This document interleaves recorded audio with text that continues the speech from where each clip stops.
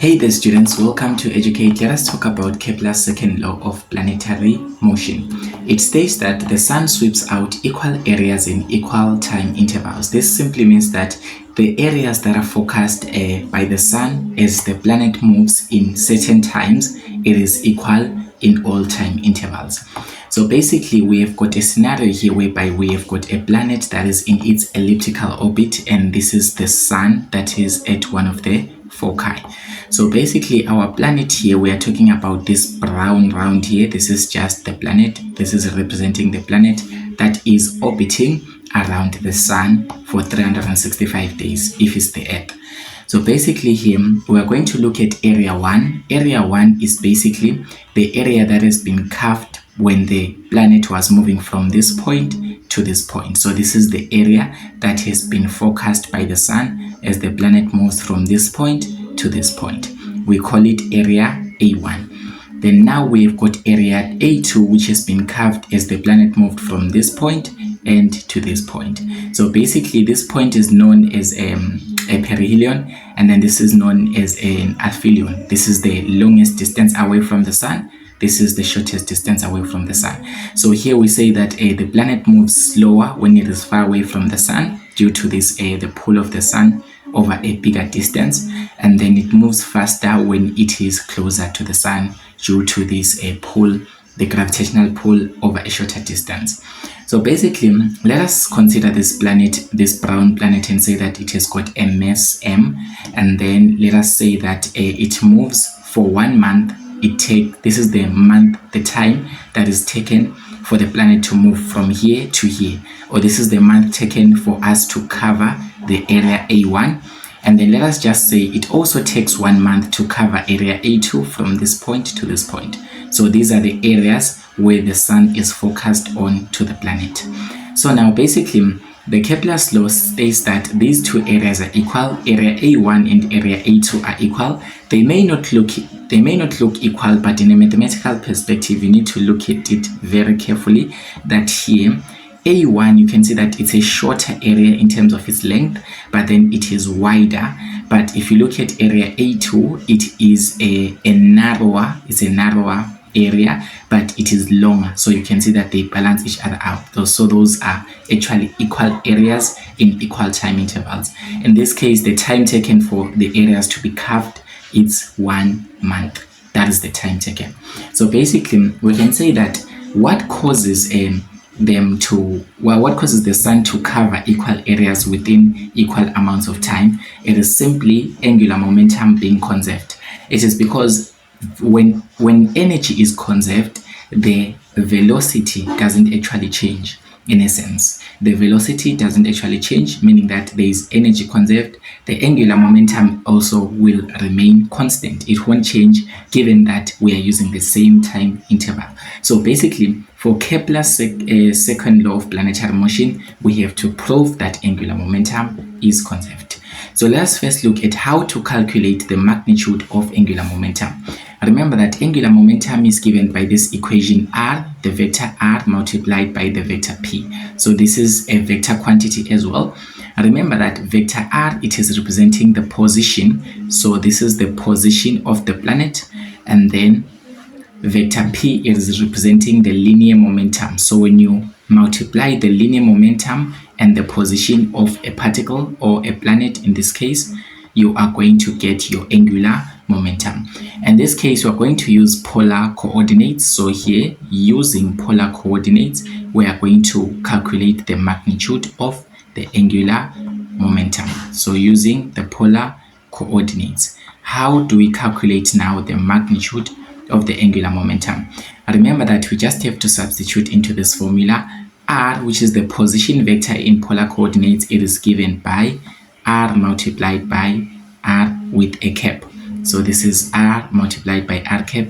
In some textbooks, you might see something like r is equals to r multiplied by er. So basically, don't be surprised whenever you see e with a subscript r. This is the same thing as the unit vector for r. So these are equal quantities. So these two represent the same thing. So you can use them interchangeably. Try to use the one that your teacher or your lecturer recommends. So here, if we substitute, the angular momentum vector is going to be given by r multiplied by r cap. And in this case, you can see that here we are cross-producting with the linear momentum. Linear momentum is basically given by P is equals to mv. So you must have done this in grade 12 or something. So basically, linear momentum is a vector as well. So this is mass times the velocity vector. So in this case, that's why here, where there is P, which is the linear momentum, we have replaced with mv, which actually is a quantity which is as a result of the product of the mass and velocity of an object. So basically, the velocity that we're going to use here is also going to be in polar coordinates. So velocity in polar coordinates, remember that it is given by r dot r cap plus r theta dot theta cap. So this is the velocity vector in polar coordinates. So we can just simply substitute that here and say this is m, this is our mass m, into the velocity vector, which is r with the dot on top, r with the cap on top, plus r and then theta with the dot, theta with the cap. And then this is how we go. So basically, to simplify that, we know that the cross product is distributive at some point. Okay, in this case, the cross product is distributive, meaning that the term here that is outside, which is r times r cap, it has to multiply this. It also has to multiply the second term here. So we have to distribute it into the product with the consideration that there's an m here, so we will not omit it as well. So basically, when you multiply here, when you multiply unit vector r cap times r cap, you are supposed to get 0 for whatever mathematical reason it is. You will do a mathematical proof when you have time. I don't know. And then here, when you multiply r cap and theta cap, which is the radial unit vector as well as the transverse unit vector, you are supposed to get positive 1. So in this first case, you can see that the first term that we are multiplying here, which is r times r with the cap on top, multiplied by r dot with r with the cap on top, there is an r cap times r cap there. That's going to give you 0. So the multiplication of this term and this term are just going to give you 0. So there's no need for us to count them in. And then you have got the multiplication of this factor outside, multiplying it with this one. This one will definitely not give you 0. So when you multiply this r here, multiplied by r there, you are going to get r squared. So there's an m outside. Remember, there's a mass r outside.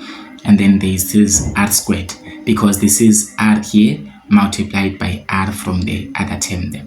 And then here, if you multiply theta dot, you will have theta dot there. You have theta with the dot on top. And then if you multiply the remaining part, which is r with the cap on top, this one, r with the cap on top, and theta with the cap on top, remember that we have said that you get 1, so there's no need to write that down. So basically, this is how you find the magnitude of the angular momentum. It is given by what? It is given by m r squared theta dot. M r squared theta dot. So this is how you find the angular momentum, by multiplying the mass of the planet. Remember that the mass of the planet, we have considered it to be a planet with a mass m, and then you multiply this by the radius, the position, in this case, the position of the planet, in terms of the radius, how far it is away from the planet. In this case, if we were to identify the radius of this planet, this is this distance here, r. So this is the radius of the planet away from the sun. And then this is theta dot, which is the first derivative of the angle theta according to the use of polar coordinates. So now we say that this quantity of angular momentum has to remain constant, or it has to remain conserved. So we are still going to look at how does this happen. But basically here we know that we can define another quantity from this whole thing and say that this is L, the magnitude. Let's just say this is the magnitude of the angular momentum.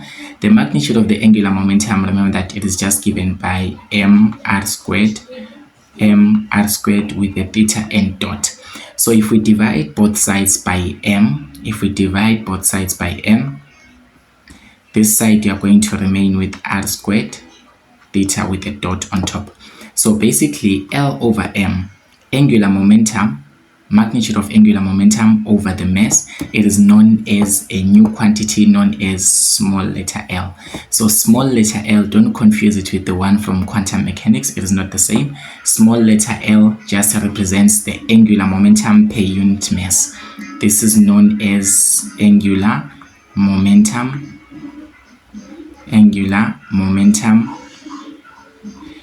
per unit mass. So we are going to need this as we do further proofs later on. So this is the angular momentum per unit mass.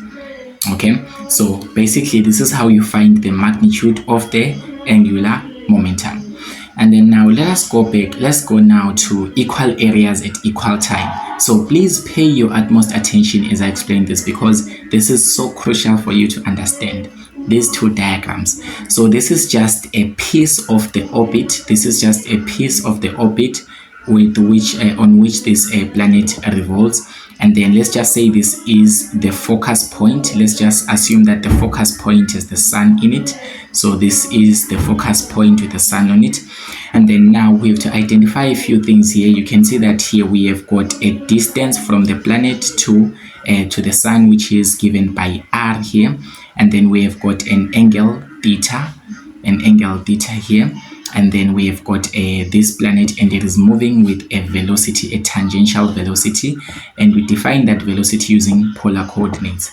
These are the components of the velocity. This is the transverse component, and then this is the radial component. And remember that when you see E with a theta as a subscript, this is the same thing as theta with a cap on top. This is just the unit vector for theta.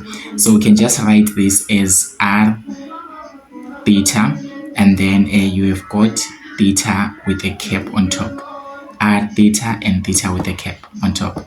And then you can just rewrite this as r and r with the cap on top. These are just the components of the normal velocity in polar coordinates. This normal velocity, the one that we've done, r cap and r theta dot theta cap. So we have just expressed this using a component. So this is our velocity. And then now look at image B. Now our planet has moved.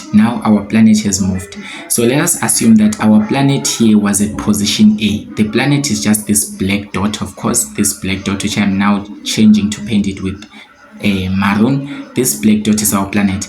Now it has moved from this point. So it was here, which is point A. This is still our point A. So now it was here at point A, and it has now moved to a new point. It is now here, which is now point B. I wished I could get a better animation to represent its motion, but basically it has moved from point A. Now it is at point B. So these are our new vectors. Now there's now a change in theta. There's now a change in r. So now you can see that as it has moved, the sun has focused on it a certain area. So as it has moved, remember that this is still our sun here. The sun has swept a certain area. The sun has focused on a certain area as it moved from point A to B. Here it was in point A. Now it has moved from point A to point B. So there must be a change of distance that it has moved. That's why we say dr. This d just tells you that there's a change in the distance that has been moved. So in this case, we have carved a triangular area. So this is a triangular area. You can see that I'm highlighting a triangle here in red. So I hope that people can see that clearly.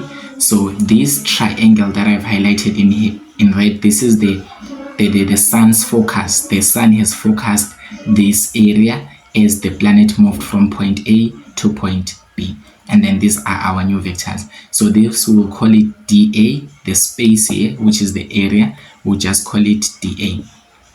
This entire space is known as dA, and then this is d theta, the change in the angle theta.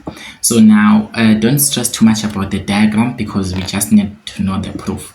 So basically now we can say now to find our differential area dA, remember that this differential area has changed due to time, because here it was not yet moving here at point A, but now from A to B it has moved with a certain amount of time. So there's been a change in the area with respect to time. So now to find the area, basically this is a triangular shape. You have to use the formula, half base times height. So this is half of the base times height, but I'll just write this as half of the height multiplied by the base of the triangle.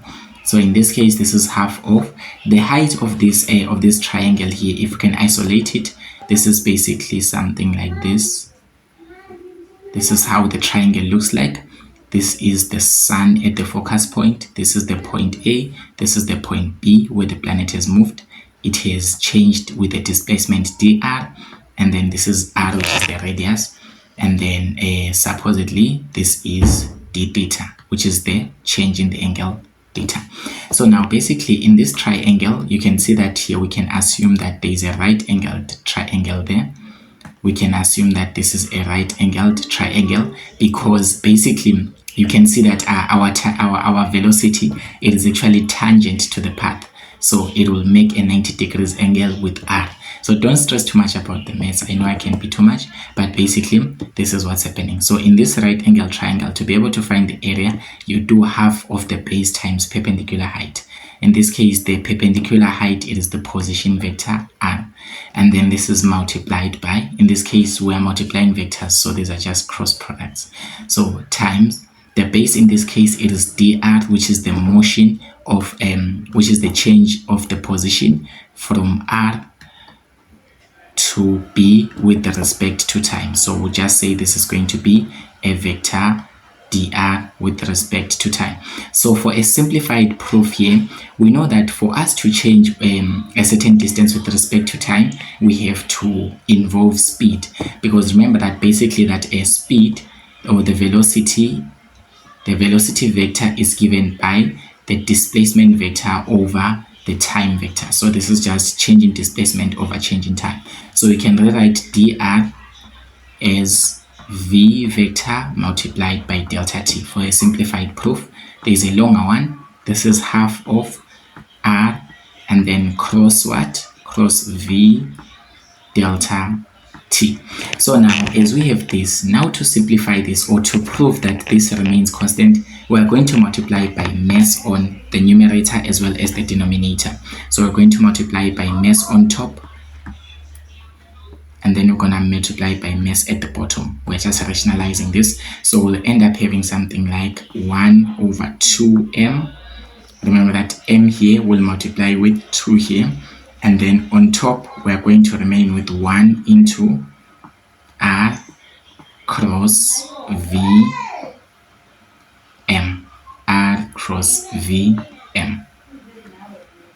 So basically here you can see that this is something similar. This is something that we've done already. Remember that this is the position multiplied by Vm. Remember that Vm, it is just momentum, linear momentum. So P is equals to mv. So this is just, this can be replaced by P. So we can just rewrite this expression as position vector cross product with linear momentum vector over 2m. So in this case, you can see that whenever you do position times linear momentum, we've done this before. We've said that position multiplied by linear momentum will give you L. Position multiplied by linear momentum will give you the angular momentum. So you can replace this with an angular momentum L over 2m. So this is L over 2m. So this is basically the change in the area given over the what? Over the change in the time. So basically change in area over change in time. There is a change in the area. We say it's known as areal velocity. So this quantity dA dt, which is the change in the area over the change in time that we are calculating, is basically known as what? As areal velocity. So this is areal velocity. So areal velocity is basically given by L over 2m. So now how does this prove the law? Because this is just mathematics, we're just doing the proof and whatnot. How does this prove the law that we've got equal areas carved at equal times? Look at this areal velocity. The areal velocity has got L in it. L, which is the angular momentum, we've already said it is conserved in this case. So basically, angular momentum remains constant at all points of this motion.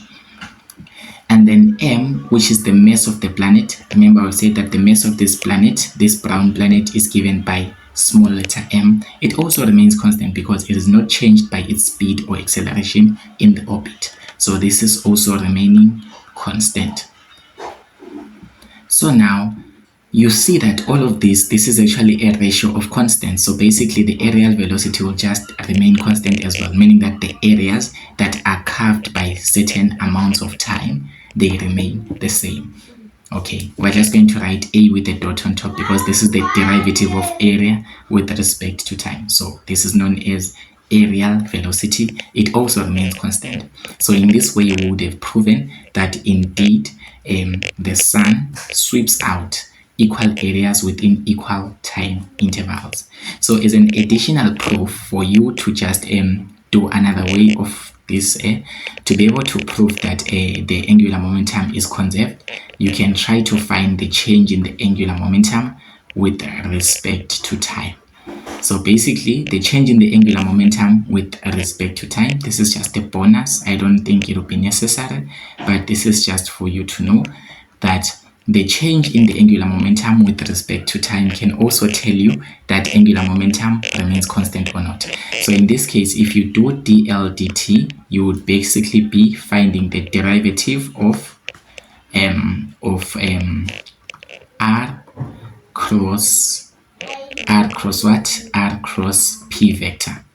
So you are finding the what? You are basically finding the derivative of the angular momentum, and the angular momentum is given by r times p, which is the linear momentum.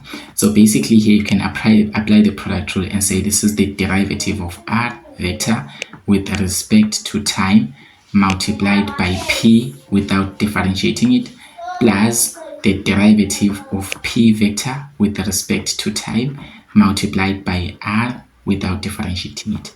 Deriving r, basically you're going to get velocity because r is the position. So this is just velocity cross p. Okay, this is velocity cross p, and then this is plus the derivative of momentum p with respect to time is given by force multiplied by r, something like this. Because remember that in high school, F net is equals to delta p over delta t. That's what you've learned in high school. So basically here, when you have got dp over dt, you are referring to the force because that's the change in linear momentum over the change in time. So basically here, if we know this, we can see and we can confirm that we have got v cross p plus f cross r minus r. And if you can try to expand this is just v cross m into v, something like this. So basically we can just substitute p for mv, then this is plus f cross r. So basically here you can see that we've got v and v here on both sides, and these are all vectors. So if you're going to find their cross product, obviously you're going to get 0 because remember this thing that we are doing here, that if you are multiplying the unit vectors that are the same, you get 0 and whatnot. So same applies here, you're going to get 0 for this product. So you remain with dl dt equals to r, which is the position, cross f. So basically here, I won't do the geometry, but basically in a geometric sense, if you have got the force vector cross product the r vector, these, when they are collinear or when they're in the same line, let's just say this is the r vector and then this is also the force vector. When they're collinear or they're in the same line, they'll just cancel out because they won't have any double effect there. So they will just cancel out and you get 0. So dl dt for all planetary motion will be 0. So this is another way of proving that angular momentum is conserved, because you have proven that the rate of change of angular momentum with respect to time is 0. It just tells you that the angular momentum is not changing with respect to time, because when you find the derivative with respect to time to be equals to 0, it simply tells you that the angular momentum is remaining constant, or it is at its minimum value or its maximum value. It is at a constant. So this is just a bonus way of proving that the angular momentum is conserved. Thank you, ladies and gentlemen, for watching Kepler's second law. In our next video, we'll be doing Kepler